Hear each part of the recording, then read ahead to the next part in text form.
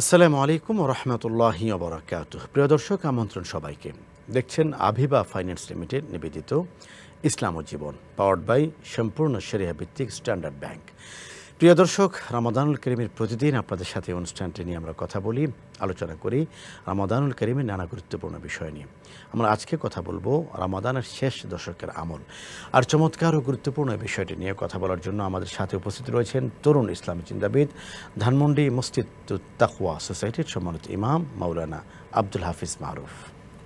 আসসালামু আলাইকুম ওয়া রাহমাতুল্লাহি ওয়া বারাকাতুহু। ওয়ালাইকুম আসসালাম ওয়া রাহমাতুল্লাহ। মহতারাম, কেমন আছেন? আলহামদুলিল্লাহ, আমি ভালো আছি। আপনি কেমন আছেন? আলহামদুলিল্লাহ, আল্লাহ তাআলা খুবই ভালো রেখেছেন। আমরা আপনার কাছে জানতে চাই, রমাদানুল কারিমে এই যে দিনগুলি আমাদের বাকি আছে, শেষ দিনগুলি, এই দিনগুলিতে কী কী আমলের মাধ্যমে আমরা রমাদানকে সাফল্যমণ্ডিত করে তুলতে পারি, একটু যদি বলেন। আচ্ছা, জাযাকুমুল্লাহ। আসলে রমজান মাস পুরোটাই আল্লাহ রাব্বুল আলামিনের বিশেষ রহমত এবং তার দয়া পরিবেষ্টিত হয়ে আমরা পার করতেছি। তো রমজানুল কারিমের শেষ দশকের যেসব আমল রয়েছে, এর মধ্যে অন্যতম হচ্ছে ইতিকাফ। শেষ দশকে রাসূলুল্লাহ সাল্লাল্লাহু আলাইহি ওয়াসাল্লাম ইতিকাফ করাটা ওয়াজিব করে দিয়েছেন। এটা হচ্ছে ওয়াজিবে কেফায়া, অর্থাৎ এলাকার মধ্যে জামে মসজিদে কমপক্ষে একজন ব্যক্তি তাকে ইতিকাফে বসতে হবে, তাহলে এলাকার সবাই মুক্তি পেয়ে যাবে গুনাহ থেকে। আর যদি কেউই না বসেন তাহলে সকলেই গুনাহগার হবেন। এই আমলটি রমজানের শেষ দশকের বিশেষ আমলের মধ্যে একটি। ইতিকাফের ফজিলত হচ্ছে, রাসূলুল্লাহ সাল্লাল্লাহু আলাইহি ওয়াসাল্লাম বলেন, আল মুতাকিফু হুয়া ইয়াতাকিফু যুনুব ওয়া ইয়াজরি লাহুল হাসানাত কাআমিলিল হাসানাতি কুল্লিহা। একজন মুতাকিফ বা ইতিকাফকারী ব্যক্তি, তিনি অন্যান্য সকল পাপ থেকে বিরত থাকেন, কারণ তিনি তো আল্লাহর ঘরে নিজেকে আবদ্ধ করে ফেলেছেন। আল্লাহর ঘরে যখন কোনো মানুষ থাকে, যদি সে ইচ্ছা করে কোনো গুনায় লিপ্ত না হয়, স্বাভাবিক অবস্থায় থাকে, তাহলে কিন্তু উনি অন্যান্য গুনাহ থেকে মুক্ত থাকেন। এবং আল্লাহ রাসূল বলেন যে ওই ব্যক্তি এখন যেহেতু নিজেকে ঘরের মধ্যে আবদ্ধ করে ফেলেছে, উনি বাইরে থাকা অবস্থায় যত ভালো কাজ করত, যেমন উনি জানাজার নামাজ পড়ত, কিংবা মানুষকে হেল্প করত, কিংবা দান ও সাদাকা করত, সামাজিক যত কাজকর্ম করত, সেগুলোর সওয়াব উনি ইতিকাফরত অবস্থায় বসে বসেই সেগুলো পেতে থাকবেন। সুবহানাল্লাহ বিহামদিহি। তো এই ইতিকাফ করার অনেকগুলো মর্যাদা রয়েছে, তার অন্যতম হচ্ছে ফায়দা রয়েছে। অন্যতম হলো যে সে ব্যক্তি লাইলাতুল কদর পেয়ে যায় বলে একেবারে সুনিশ্চিত থাকা যায়, কারণ উনি তো নিজের ঘরবাড়ি ছেড়ে আল্লাহর ঘরে চলে এসেছেন। এখন উনি ঘুমিয়ে থাকলেও উনি আল্লাহর ঘরে আছেন। আর সাধারণত কেউ একেবারে তো ঘুমিয়ে থাকে না, কিছু না কিছু ইবাদত করে। তো এটা ধরে নেওয়া যায় যে যিনি ইতিকাফে বসেছেন, উনি উনার ভাগ্যে লাইলাতুল কদর এটা নসিব হয়েছে। এটা একটা পরম প্রাপ্তি। দ্বিতীয়ত, শেষ দশকের আরেকটি আমল হচ্ছে, আমাদের এই দেশের কালচারে যেটা আমরা দেখি, রমজানুল মুবারকে মানুষ জাকাত দিয়ে থাকে। যদিও জাকাত এটি রমজান কেন্দ্রিক না, জাকাত মূলত প্রত্যেকের নিসাব পরিমাণ সম্পদের মালিক উনি যেই তারিখে হয়েছেন, পরের বছর এসে ওই তারিখে তিনি জাকাত দেবেন। একটি বছর হওয়া, হাওলান হাওল পরিপূর্ণ হওয়া। কিন্তু আমাদের দেশে ওই অধিক সওয়াবের প্রত্যাশায় মানুষ রমজানকে বেছে নিয়েছে। তো সেই প্রেক্ষাপট থেকে আমি বলি যে যদি কারো জাকাত আদায় করা না থাকে, তাহলে উনি কি করবেন, জাকাতটা দিয়ে দিবেন। আমরা শেষ দশকের কিছু আমল দেখি যে আমরা মনে করি যে এটি হলো শুধুমাত্র আল্লাহ বিল্লাহ করা, অথবা কি বলে এটাকে আপনার তাহাজ্জুদের নামাজ পড়া, কিন্তু শেষ দশকের আমলের সঙ্গে কিন্তু দেখছি যে কিছু অর্থনৈতিক ইবাদতও যুক্ত রয়েছে। জি জি, চমৎকার বলছেন আপনি। তো সেক্ষেত্রে যারা রমজানকে কেন্দ্র করে জাকাত দিয়ে থাকেন কিন্তু এখনও দেওয়া হচ্ছে না, ওনারা এটা শেষ দশকের মধ্যে পরিপূর্ণ করে দিয়ে দিবেন, যেহেতু উনি রমজানকে বেছে নিয়েছেন। রমজানের শেষ দশকের আরও একটি আমল হচ্ছে চোখের পানিকে ছেড়ে দেওয়া, আল্লাহর কাছে কান্নাকাটি করা। আমরা দেখতে পাই, যখন রাসূলুল্লাহ সাল্লাল্লাহু আলাইহি ওয়াসাল্লাম হিজরত করতে মনস্থ করেছিলেন, আল্লাহর পক্ষ থেকে ইশারা পেয়েছিলেন, তখন ওমর রাদিয়াল্লাহু তাআলা আনহু এবং আবু বকর রাদিয়াল্লাহু তাআলা আনহুর মধ্যে উনি আবু বকর রাদিয়াল্লাহু তাআলা আনহুকে বেছে নিলেন। আর এই খুশিতে উনি কাঁদছিলেন, উনি কেঁদেছেন যে রাসূলুল্লাহ সাল্লাল্লাহু আলাইহি ওয়াসাল্লামের হিজরতের সঙ্গী হব আমি, আল্লাহ রসুল আমাকে বাছাই করেছেন, এটা আমার পরম প্রাপ্তি। এই প্রাপ্তিতে তিনি কেঁদেছেন। আজ আমরা যে রমজান মাস পেয়েছি, এটা কি আমাদের চরম একটি প্রাপ্তি না? অবশ্যই। নিঃসন্দেহে। এই জন্য আমাদের কাঁদা উচিত, প্রাপ্তির খুশিতে কাঁদা উচিত যে রব্বুল আলামিন এই রমজান মাস আপনি আমাকে দিয়েছেন, চাইলে আপনি রমজানের আগে আমাকে উঠিয়ে নিতে পারতেন। আল্লাহ। আমরা হাদিসের মধ্যে দেখতে পাই যে তালহা রাদিয়াল্লাহু তাআলা আনহু থেকে বর্ণিত, উনি বলছেন যে দুই ব্যক্তি গ্রামের, তারা আল্লাহ রসুলের কাছে এসেছিলেন, একই সাথে তারা ইসলাম ধর্ম গ্রহণ করেছিলেন। এক ব্যক্তি কিছুদিন পরে জিহাদে গিয়ে শহীদ হয়ে গেছেন, অপর ব্যক্তি 1 বছর পরে মারা গেছেন। উনি স্বপ্নে দেখলেন যে যিনি 1 বছর পরে মারা গিয়েছেন তাকে ডেকে আনা হয়েছে যে আসুন আপনি জান্নাতে প্রবেশ করুন। সুবহানাল্লাহি ওয়া বিহামদিহি। আর যিনি 1 বছর আগে মারা গিয়েছেন শহীদ হয়ে, উনিও এসেছেন, ওনাকে বলছে আপনি অপেক্ষা করুন, আপনার এখনও টাইম হয় নাই। সাহাবী তালহা রাদিয়াল্লাহু তাআলা পেরেশান। পরের দিন আল্লাহ রসুলের কাছে গিয়েছেন, আল্লাহ রসুল বললেন তোমাকে কি এত পেরেশান করেছে, কি এমন ঘটেছে? তো উনি বিষয়টা বললেন। তখন আল্লাহ রসুল সাল্লাল্লাহু আলাইহি ওয়াসাল্লাম পাল্টা প্রশ্ন করলেন যে তুমি কি খেয়াল করো নাই যে ব্যক্তি 1 বছর পরে মারা গিয়েছেন, উনি শহীদ হয় নাই বটে, কিন্তু উনি 1 বছর পরে মারা গিয়েছেন, উনি কি এই 1 বছরের ফরজ নামাজ আদায় করেন নাই? তালহা রাদিয়াল্লাহু তাআলা বলেন হ্যাঁ করেছেন। আল্লাহ রসুল বলেন উনি কি একটা রমজান ওই ব্যক্তির চাইতে বেশি পান নাই? একটা রমজান পেলে উনি কত রাকাত তারাবি পড়েছেন, কতটা সিজদা বেশি দিয়েছেন, কত দান খয়রাত করেছেন, তাহলে তো উনি আলটিমেটলি এগিয়ে গেছেন। তাহলে এই হাদিস থেকেও আমরা বুঝি যে আমাদের জীবনে একটা রমজান প্রাপ্তি মানে আমাদের আমলের যে খাতা, সেটাকে কিন্তু আমরা সমৃদ্ধ করতে পারি, আমল নামাটাকে আমরা সাজাতে পারি, আমল নামাটাকে আমরা বৃদ্ধি করতে পারি, যদি আমাদের চিন্তায় চেতনায় আখিরাত থাকে, যদি আমাদের গন্তব্য আমরা জান্নাত চাই। এজন্য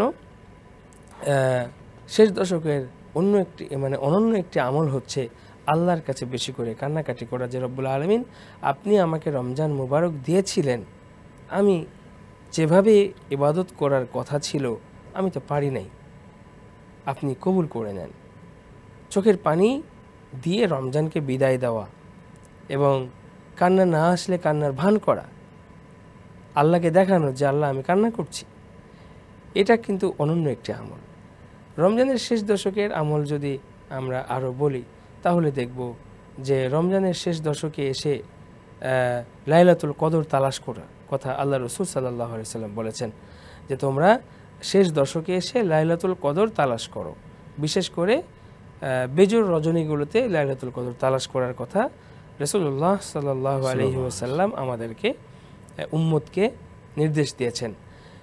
স্বয়ং রাসূলুল্লাহ সাল্লাল্লাহু আলাইহি ওয়াসাল্লাম কি করতেন এ বিষয়ে আমাদের আম্মাজান আয়েশা রাদিয়াল্লাহু তাআলা আনহা বলেন যে রাসূলুল্লাহ সাল্লাল্লাহু আলাইহি ওয়াসাল্লাম শেষ দশকে তহফনকে তিনি টাইট করে বেঁধে নিতেন, মানে কোমরটাকে বেঁধে নিতেন ইবাদত করার জন্য।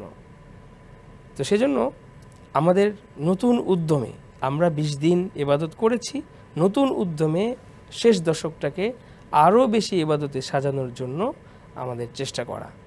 রাসূলুল্লাহ সাল্লাল্লাহু আলাইহি ওয়াসাল্লাম আরও যেটি করতেন সেটিও আমাদের এই শেষ দশকের আমলে আমরা যুক্ত করতে পারি, তা হলো যে প্রথম 20 দিন উনি কিন্তু নিজে রাত জাগতেন, ইবাদত করতেন, কিন্তু শেষের দশকে উনি সবাইকে নিয়ে রাত জাগতেন, পরিবারের সবাইকে নিয়ে, আমাদের আম্মাজানদেরকে নিয়ে, সন্তানদেরকে নিয়ে তিনি রাত জাগতেন। তো আমরাও রমজানুল মুবারকের শেষ দশকে চেষ্টা করব কষ্ট হলেও রাত জেগে ইবাদত করতে। শুধু রাত জাগা না, রাত জেগে সেখানে কোরআন তেলাওয়াত, রাত জেগে সেখানে নফল নামাজ, এগুলো আমরা বেশি বেশি আদায় করতে পারি। আল্লাহ তাআলার কাছে আমরা প্রত্যাশা করি যে রমাদানুল কারীমের শেষ যে দিনগুলো আমাদের আছে, প্রতিটি মুহূর্তকে যেন আমরা আমাদের জীবনের নিয়ামত মনে করি, গনিমত মনে করি এবং প্রতিটি সময় কাজে লাগিয়ে যেন আমরা আল্লাহর কাছ থেকে মুক্তি পেতে পারি। আমি মোহতারাম আব্দুল হাফিজ মারুফ আবার ফিরে আসবো আপনার আলোচনায় ছোট্ট একটি বিরতি পেরিয়ে এসেছি। প্রিয় দর্শক, দেখছেন আভিবা ফাইন্যান্স লিমিটেড নিবেদিত ইসলাম ও জীবন, পাওয়ার্ড বাই সম্পূর্ণ শরিয়া ভিত্তিক স্ট্যান্ডার্ড ব্যাংক। আমরা আলোচনার পর্যায়ে নিচ্ছি ছোট্ট একটি বিরতি, একটু পরেই ফিরছি, সাথেই থাকুন। দর্শক, বিরতি পেরিয়ে আবার আমন্ত্রণ। দেখছেন আভিবা ফাইন্যান্স লিমিটেড নিবেদিত ইসলাম ও জীবন, পাওয়ার্ড বাই সম্পূর্ণ শরিয়া ভিত্তিক স্ট্যান্ডার্ড ব্যাংক। আলোচনা করছি রমাদানুল কারীমের শেষ দশকের আমল, আর সাথে আছেন মাওলানা আব্দুল হাফিজ মারুফ। মাওলানা মারুফ, আমরা জানতে চাই আপনার কাছে, আপনি চমৎকার করে বলছিলেন বিরতির আগে বেশ কিছু আমলের কথা। এই সময়টাতে নারীরা কী ধরনের আমল করবেন অথবা ঘরের আমলগুলি আমাদের কেমন হবে, এটি নিয়ে যদি আপনি বলেন। জাযাকাল্লাহ। নারীরা তো আমাদেরই পাঠ, এবং নারী পুরুষ উভয়ে মিলে এ সমাজ। আল্লাহ সুবহানাহু ওয়া তাআলা কুরআনুল কারিমে যত নির্দেশনা দিয়েছেন, এগুলোর মধ্যে যদিও মুজাক্কার শব্দ মানে পুরুষবাচক শব্দ ব্যবহার করেছেন, কিন্তু সেই হুকুমগুলো নারী পুরুষ সকলের জন্য রয়েছে। যেমন আকিমুস সালাহ ওয়া আতুজ যাকাত, নামাজ কায়েম করো, যাকাত প্রদান করো, এগুলো কিন্তু সকলের জন্য সমানভাবে প্রযোজ্য। তবে এক্ষেত্রে নারীদের ইবাদতের কিছু ভিন্নতা আছে। আমরা যদি ইতিকাফের কথা বলি শেষ দশকের, তাহলে মহিলারাও কিন্তু, আমাদের নারীরা, আমাদের মা বোনরা, ওনারাও কিন্তু ইতিকাফ করতে পারে।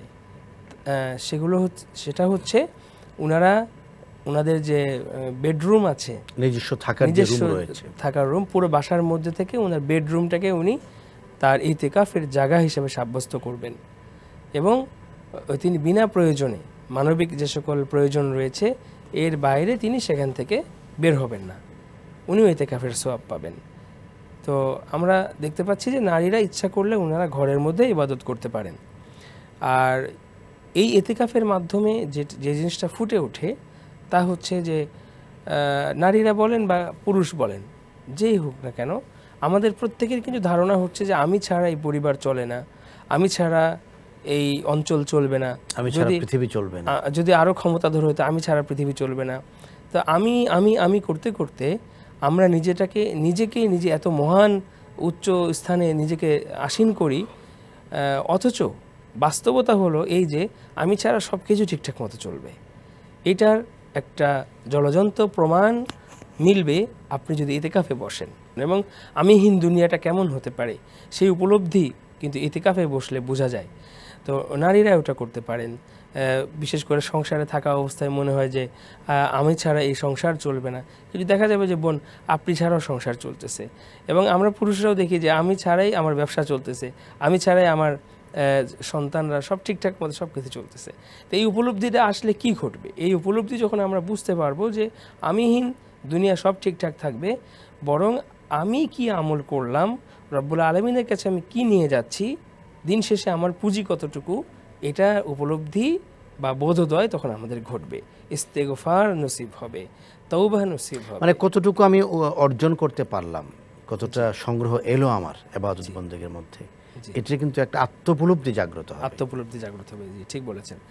এরপরে নারীদের আরেকটা বিশেষ আমল হচ্ছে যে নারীরা কোরআন সারা বছর তেলাওয়াত করতে পারেন না সংসারের কাজে, কিন্তু রমজানুল মুবারকে তুলনামূলকভাবে দেখা যায় যে ওনাদের একটা সময় খুব গ্যাপ থাকে, যে ওই সময় কোনো কাজ থাকছে না, ওনারা চাইলে কোরআন তেলাওয়াত করতে পারেন।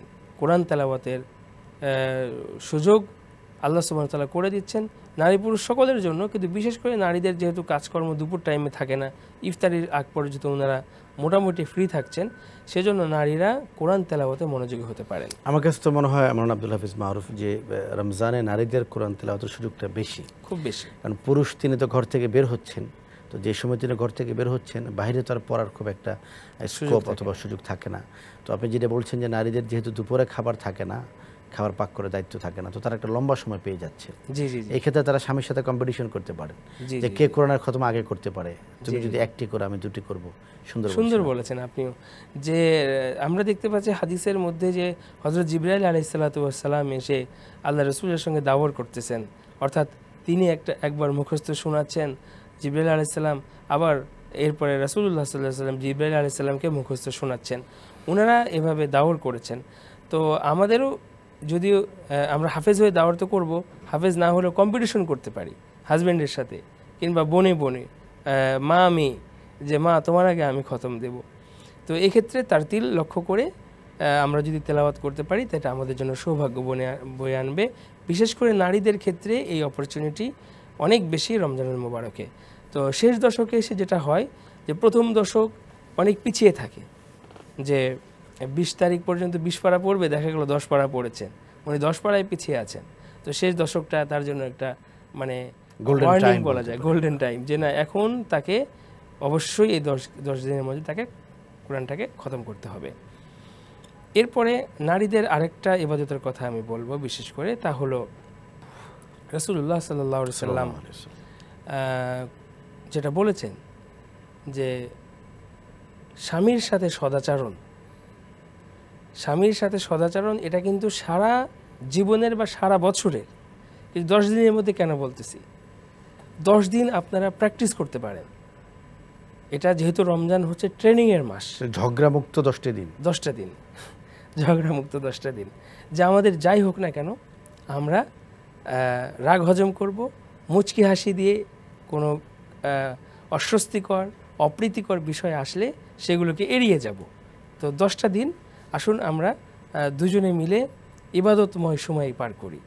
আমি বাসায় ইতিকাফ করব, আপনি অফিস ছেড়ে আসবেন, আবার আমরা রাত জেগে ইবাদত করব, কিন্তু কেউ কোনো ঝগড়া বা কেউ কারোর সাথে খারাপ আচরণ করব না, কটু কথা হবে না। জি, বিশেষ করে নারী যেন তার স্বামীর সাথে খারাপ ব্যবহারটুকু না করেন। রাসূলুল্লাহ সাল্লাল্লাহু আলাইহি সাল্লাম বলেছেন জাহান্নামের মধ্যে আমি নারীদেরকে বেশি দেখেছি। তো সাথে সাথেই কিন্তু এক মহিলা প্রশ্ন করেছেন যে লিমাযা ইয়া রাসূলুল্লাহ, এটা কেন, কি অপরাধ? ওই মহিলা প্রশ্ন করেছেন বলে কিন্তু আমাদের জন্য উত্তর দেওয়াটা অনেক সহজ হয়ে গেছে, না হলে কিন্তু এখন উত্তর দেওয়াটা বিভিন্ন ব্যাখ্যার আশ্রয় নেওয়া লাগতো। তো ওই মহিলা যখন জিজ্ঞেস করেছেন, রাসূলুল্লাহ সাল্লাল্লাহু আলাইহি সাল্লাম দুটো কারণ বলেছেন।